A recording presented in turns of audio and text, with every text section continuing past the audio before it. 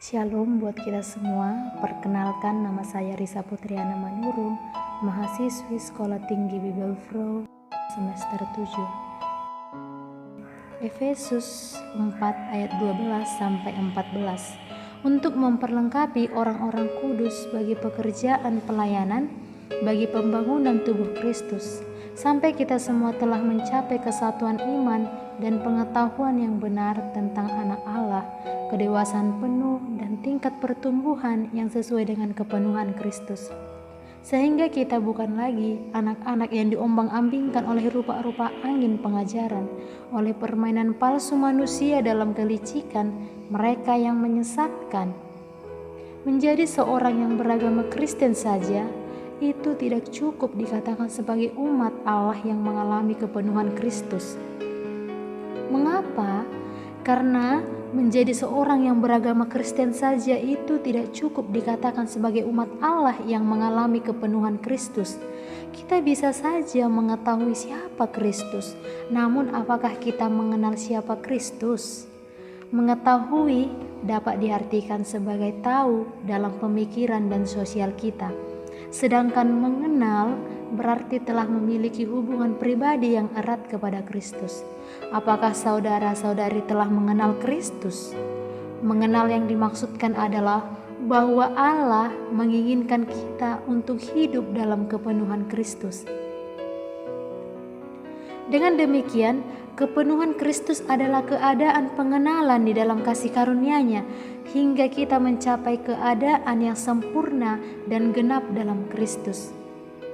Sebagaimana yang dikatakan dalam Yohanes 1 ayat 16, karena dari kepenuhannya kita semua telah menerima kasih karunia demi kasih karunia. Untuk mencapai kepenuhan Kristus diperlukan proses. Semua tidak instan. Pengudusan Allah bersifat progresif hingga ada dalam titik kesempurnaan kekal. Disinilah pentingnya kita belajar untuk hidup dalam kepenuhan Kristus. Bagian yang pertama adalah hidup sebagai orang yang telah dipanggil berpadanan dengan panggilan itu. Dengan kata lain, jika kita telah menerima panggilan ilahi dari Kristus, maka hidup kita harus sesuai dengan teladan Kristus, yaitu selalu rendah hati, lemah lembut, sabar, menunjukkan kasih, memelihara kesatuan roh dalam Kristus. Ketika keadaan diri kita terhadap Allah dan sesama telah pulih. Bagian yang kedua adalah menyadari panggilan pelayanan dan bekerja bagi pembangunan tubuh Kristus. Setiap anggota tubuh Kristus memiliki karunia yang diberikan. Karunia ini harus kita ketahui dan mempergunakan karunia yang diberikan kepada kita untuk pekerjaannya.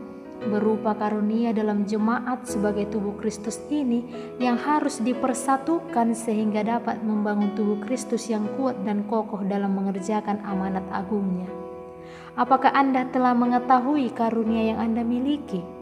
Apakah telah dikembangkan?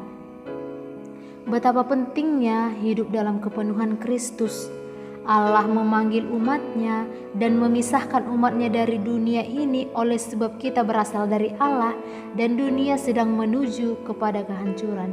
Namun Allah menghendaki agar umatnya menjadi saksi kepada dunia bahwa Allah mengasihi dunia ini.